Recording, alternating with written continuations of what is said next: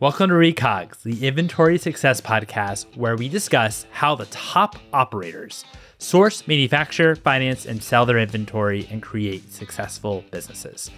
I'm your host, Mike Gelb. I'm the community manager here at Manufactured. Manufactured is the inventory success platform for consumer and B2B companies. Now, what do we mean by when we say inventory success? Well, we help SMBs manufacture, finance, and distribute their products across 20 categories. And if you're looking for help reducing your COGS or inventory financing help or selling in new channels, we're happy to see if we can help at manufacturer.com. Now, I know this is a free podcast, but that doesn't mean I don't have a favor. If you're enjoying the show, if you can please subscribe on YouTube, Spotify, Apple, or wherever you're listening so you don't miss out on when the next episode is, that would be amazing.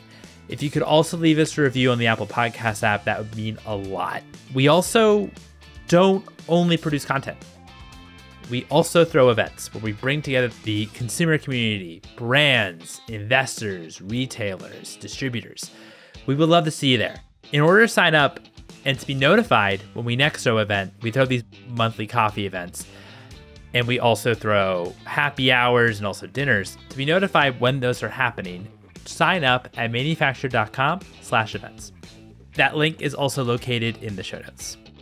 Our guest today is Joe Van Deman, who is the president of USA Brands. USA Brands acquires brands that manufacture products in the USA.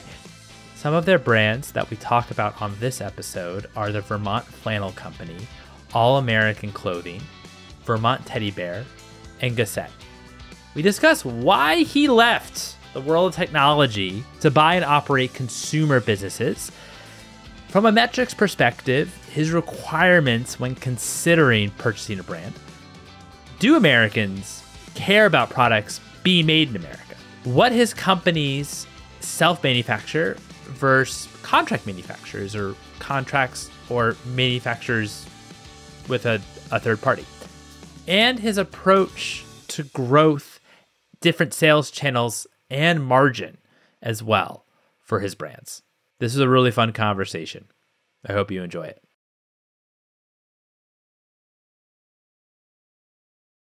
Joe, thank you very much for joining me today. How are you? I'm doing great. How are you today, Mike?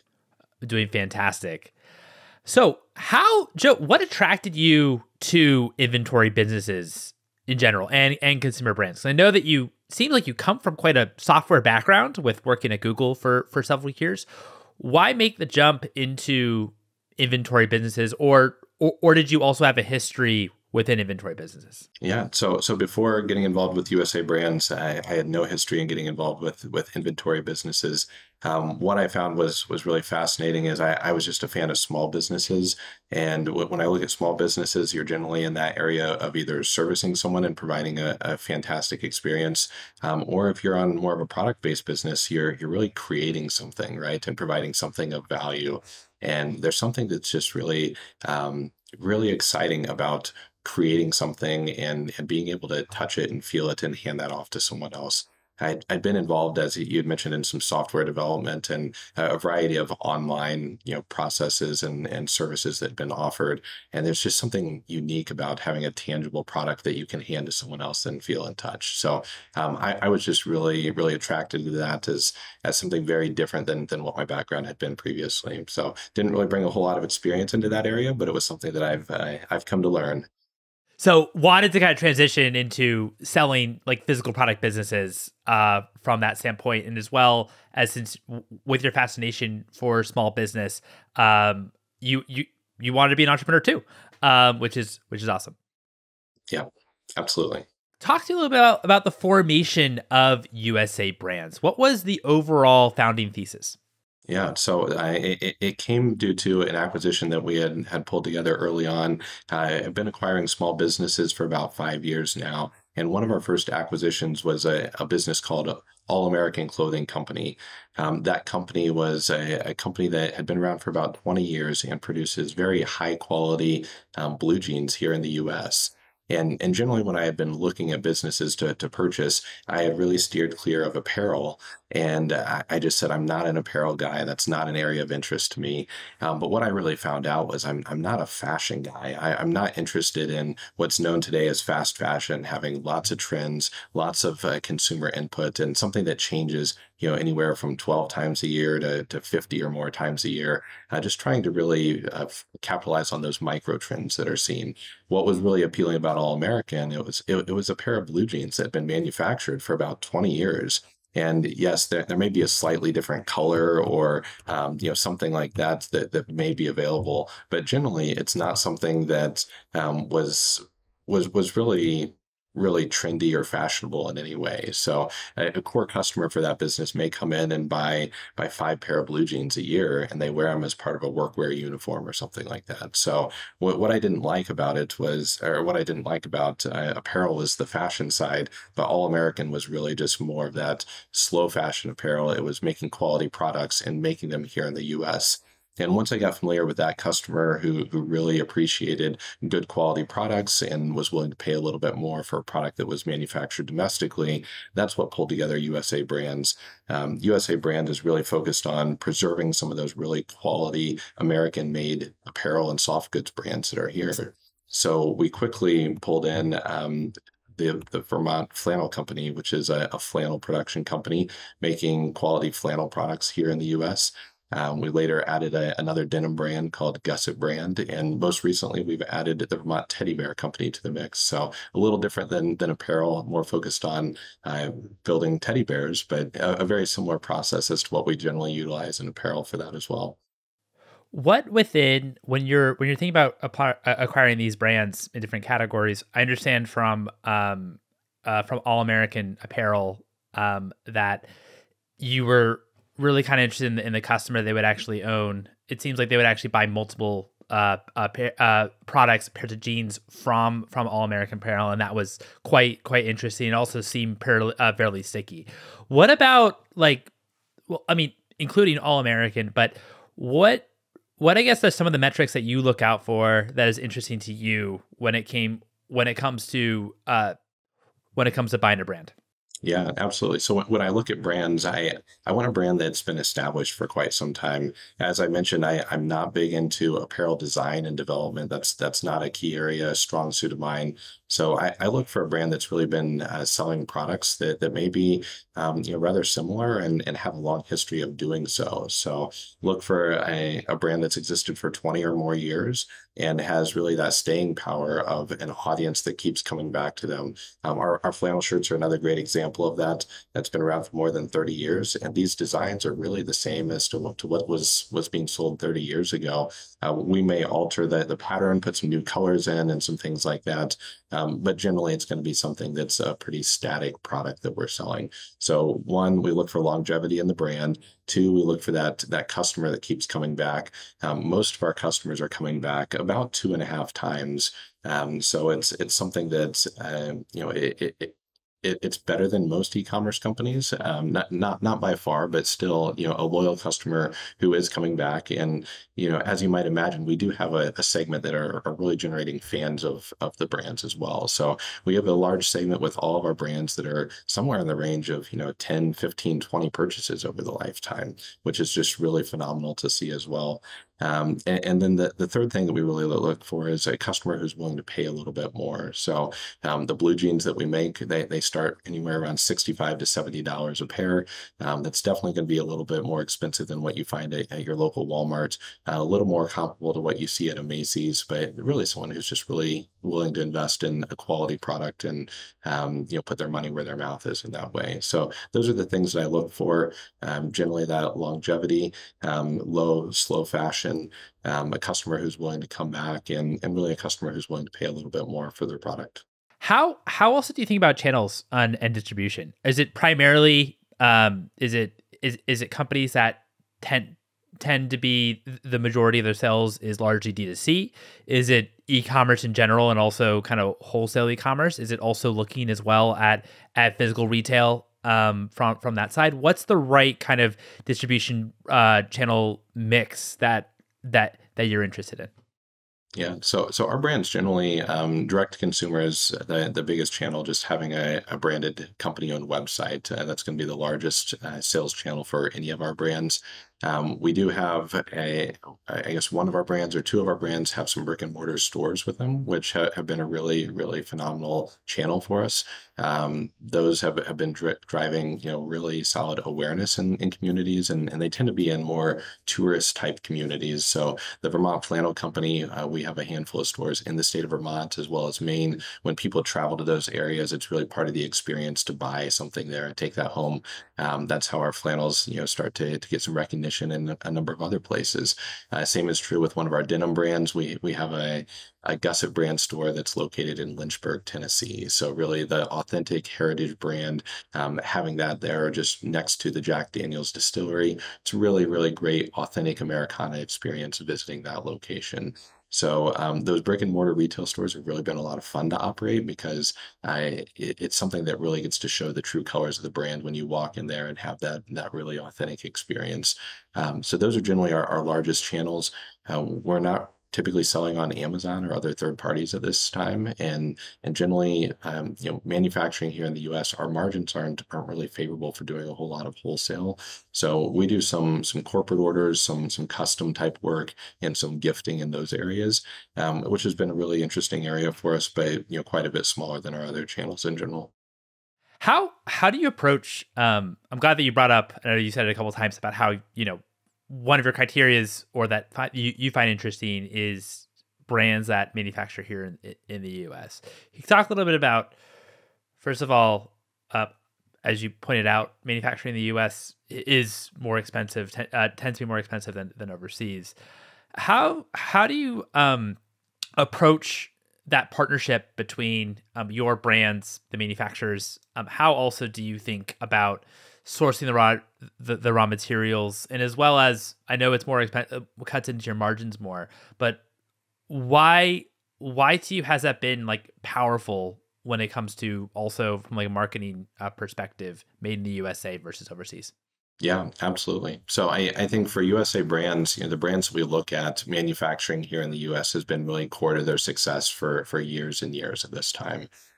So it's something that goes hand in hand with creating, quality products and providing fabulous service. I think if you talk to the founders of any of our brands, there wasn't really a choice to go overseas. There wasn't a choice to do something at a lower cost. It was making sure that something was made. It was made here in the local community, and it's something that is going to be around to last. It's really something that they built their brand on. They put their name behind, and something that's important to them. So as we carry these brands forward into the next generation, we've committed to doing the same. We've said this is really important, for the legacy of the brand to continue manufacturing here. We have a combination where we have some production resources that are in-house where we are producing our products. We have some other areas that we don't have that technical skill set in-house. So we're utilizing a network of contract cut and sew facilities to manufacture our products. So we utilize a mix of both the in-house and the contract. And then in terms of our commitment to being here, it varies based on sourcing our raw materials and things like that. So our denim blue jeans, we're able to source those soup to nuts here in the U.S. So everything from the denim made from American grown cotton, it's gone through the mills here in the U.S. and we buy straight from the mills, to our specs. We have the rivets, the zippers, pocketing, all those different pieces are all American made and obviously created, cut and sewn here in the US. Some other products like our flannel shirts and even some components of our teddy bears, there are certain things that are no longer made in the US. They're just not manufactured here at a scale that allows us to do that. So our flannel is currently imported. It's from some of the finest mills in Europe. And it's something that we then bring that here to the US. We cut and sew to our specifications here. And again, we keep that manufacturing here in the US as best we can. So as we continue to grow, we're hoping that we're able to reshore some of those different areas, maybe do some of that flannel production here in the US. But those things are probably a few years out at this point. Does need to be a requirement for when you actually look at a brand that, hey, we can actually bring this in-house when it comes to manufacturing, or mostly in-house when it comes to manufacturing? Does that need to be kind of a must-have for you? I know that you also utilize contractors or co-manufacturers, but Does there have to be like specific products that you actually have to be able to make in house for you all to make it worthwhile, or are you like fairly open when it comes to the manufacturing? Yeah, so I'd say we're pretty open when it comes to manufacturing and in full transparency, we want to bring more in-house. We have a great network of cut and sew partners that we utilize today, but we would like to bring more of that in-house. As with manufacturing anything, you have that certain level of control, quality, and things like that, that you can really have in-house that you may not have when working with a contract manufacturer. So we're actively working to build our teams in-house to scale that in-house. And as we look for additional brands to add to our portfolio, that's one thing that will be more and more important is what type of production capacity comes along with that. That being said, even in the world of sewing apparel, it's very different equipment that's utilized, very different skill sets that are utilized in making a pair of jeans versus making a flannel shirt. So even if we had a scaled production facility, it's very unlikely that we would be doing both flannel shirts and blue jeans in the same location, as it takes a different skill set to do so.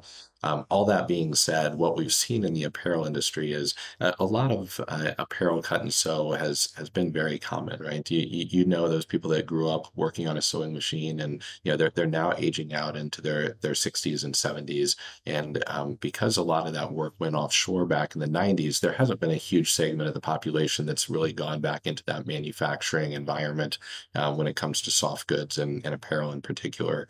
So as we're looking towards growing in the future and really supporting our needs, we also have to look at how do we have the workforce to do so. Part of that is training, and part of that is really shifting that manufacturing environment to saying this is no longer sitting behind a sewing machine and you're in that commercial line of sewing. You're becoming more of a machine operator. What type of equipment can we get that helps us automate, that helps us work a little bit faster, a little bit more efficiently? But unlike a lot of other industries, we're looking at there's probably a 30, 40-year gap in that innovation that's really taken place here in the US. So a lot of times when we go into a production facility, it's still really the same practices and equipment that was utilized 40, 50 years ago. And they've never really taken advantage of some of those upgrades that can be made to make that more efficient and more effective here, as we're working in a very different time than those places were even initially established.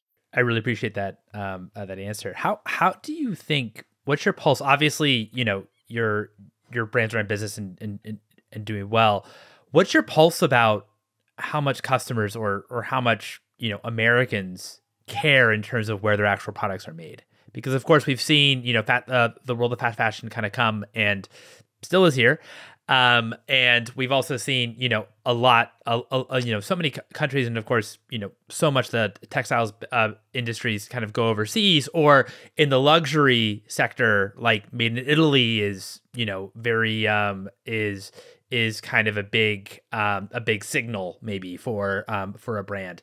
How do you think in terms of like consumers, how much they actually care about products being actually sourced, manufactured here in the US? Yeah, absolutely. It's a great question. It's something that we think about and really try to look at a lot. What we've come down to is there's a small segment of people that are really diehard American-made fanatics, and they will buy our products because they are made in the U.S.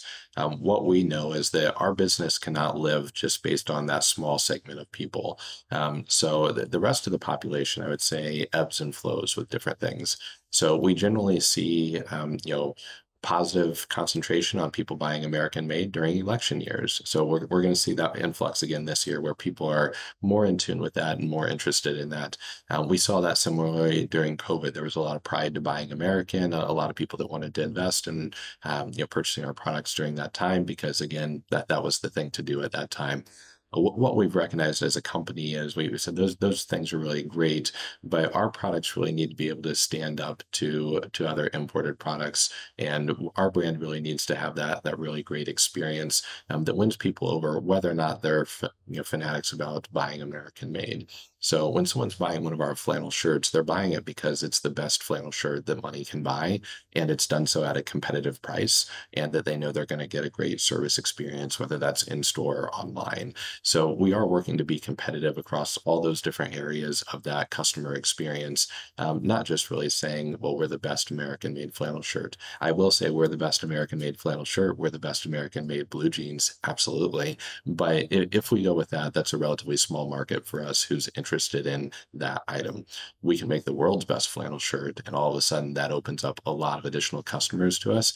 And yes, they look at it and recognize, oh, American made, that just means superior quality. It means that they feel good about buying locally, those types of things that are really supporting factors, but it's probably not the factor that pushes them over the edge in terms of, they still want something that's a great looking shirt. It feels great. It's good quality. It's the right price point. All those things are really important to them, probably more so than being made here in the US.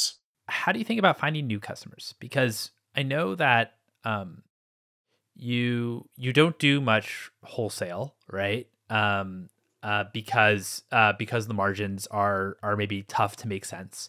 I know you have your own stores, which is great. Obviously, in terms of like for D2C, what we've seen is the main way that people have, well, traditionally what people have or companies rather have done to in terms of acquire customers is of course, use Facebook and Google, but they've almost have become the equivalent to the wholesaler taking their margin. It's now Google and Facebook taking their margin.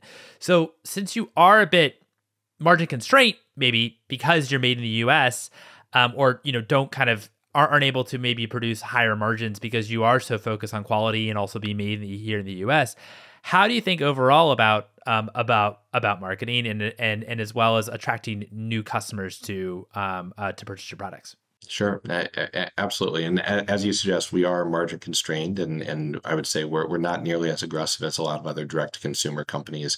One thing that I recognize is our brands have been around. All of them have been around for 20 or more years, some 40 or more years.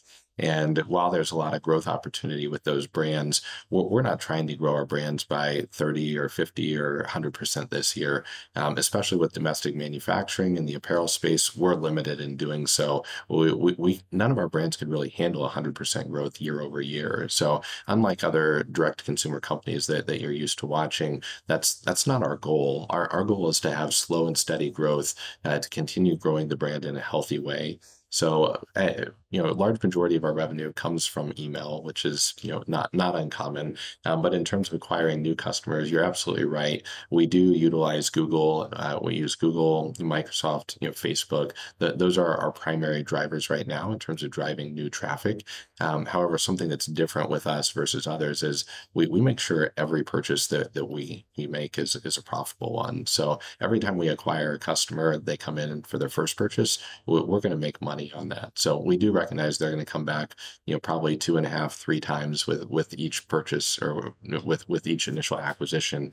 However, we're not being so aggressive that we require that to be the case in order to bring that customer on board. And so we are very, I'd say, disciplined with our marketing to make sure we're targeting the right audiences and bringing in the right people as customers. We want those people to be around for 2.5, 3 purchases. We also target those customers who we think are really going to be strong followers of us and people that are going to share via word of mouth for us. Obviously, those are all areas that are really challenging to track.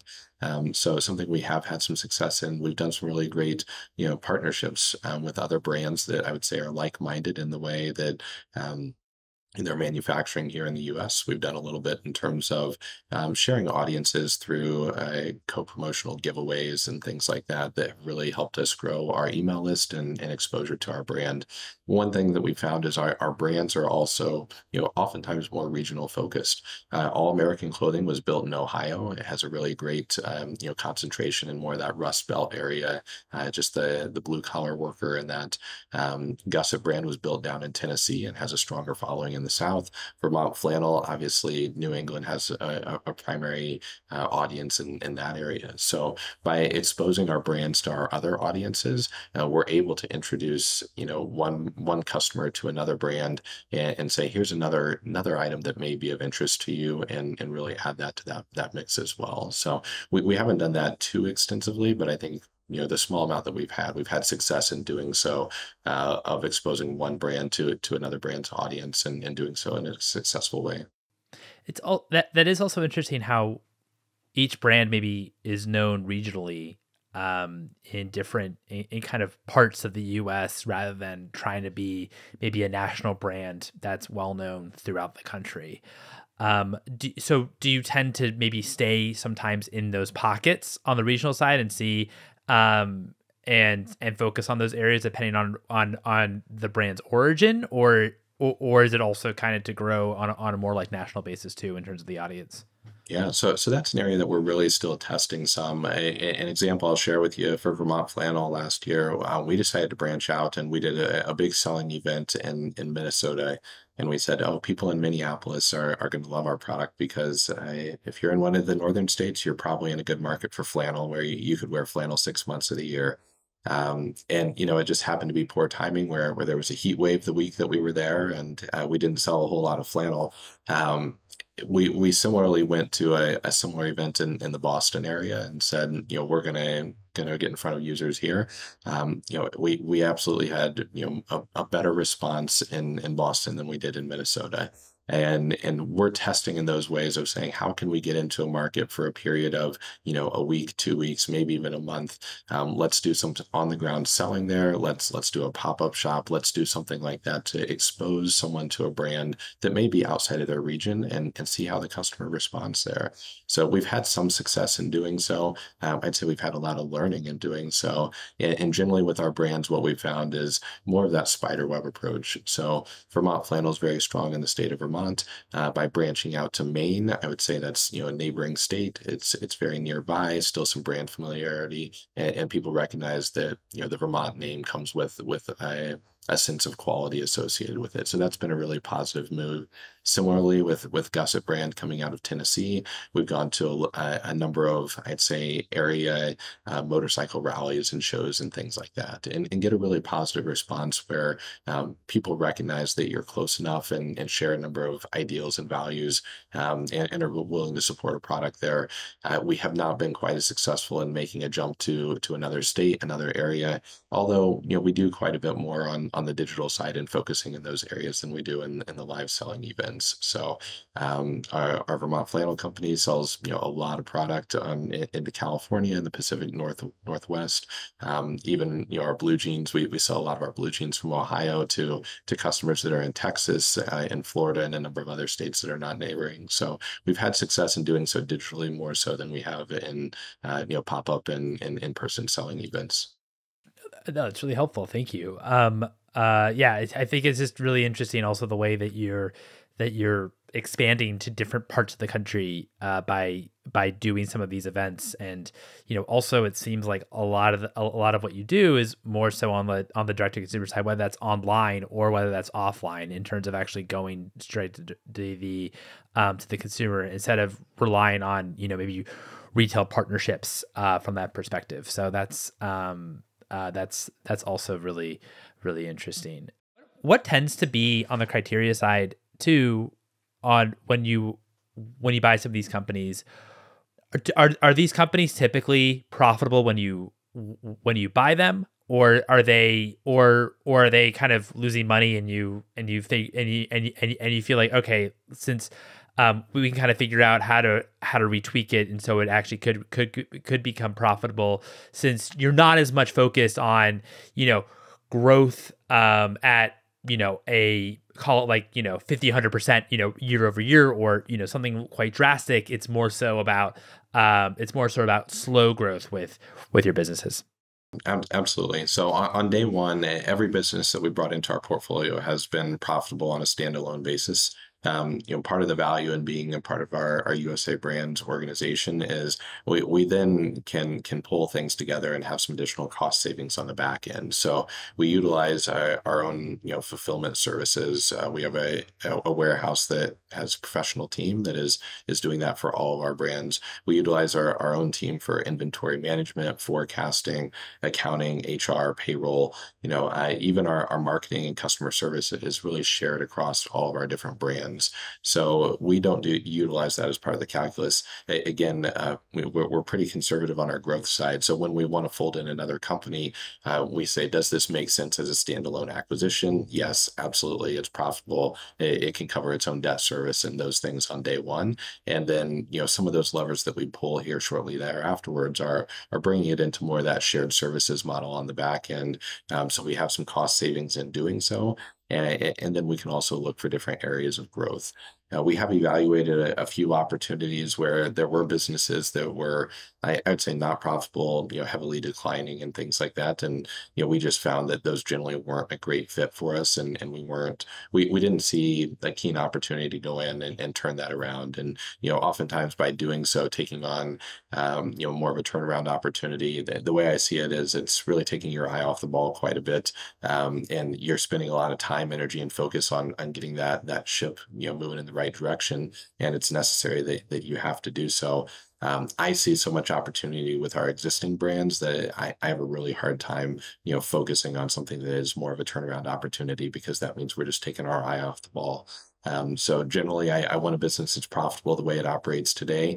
Would I consider something that may not be in that scope? I'll take a look at it. And if it's the right synergies, in terms of, we may acquire some additional production capacity, we may have a new selling channel out of it, something like that, I'd absolutely take a serious look at it. But generally, I'd steer clear of it. Most of the time, I want something that's going to be profitable on day one as a standalone before adding into our operation.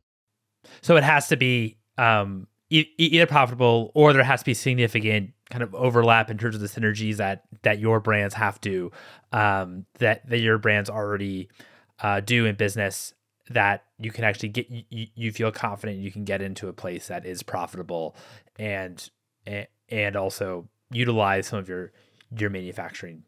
Yeah, absolutely. That's important. And I guess, Mike, the other thing that I'll share with you is, again, we're not a venture-backed organization. We're not sitting on tons of cash. So every time I want to bring in another brand into the mix, it is something I have to go to the bank and make a pretty good case for it. So as you know, if a business is not profitable, that's a harder conversation to have. And it really makes it pretty tough to get the deal done. So it's challenging for me to do so, unless I could say there's substantial manufacturing resources as part of this deal, or something else that we could take advantage of. But as you imagine, the bank always likes it if it's profitable standalone the way that it is.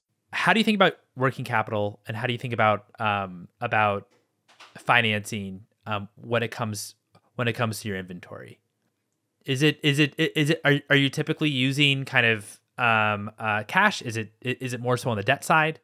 Yeah, so it's a combination of the two. As anyone, you probably met a number of these people, Mike, that are growing a small business. There's not a silver bullet for the cash needs in growing a business. So as we grow, working capital is absolutely something that we spend a lot of time and attention looking to. We've definitely taken some of our own cash and injected that in to ensure that we have the inventory on hand for growth. We also work with our lenders to have a working line of credit. So we do have inventory-backed lines of credit that are really dedicated just to the inventory growth. That being said, a lot of times it's not sufficient for our inventory needs. Our flannel business in particular, heavily seasonal business, as you might imagine, we saw a huge amount of our revenue comes from a period of 3 months of the year.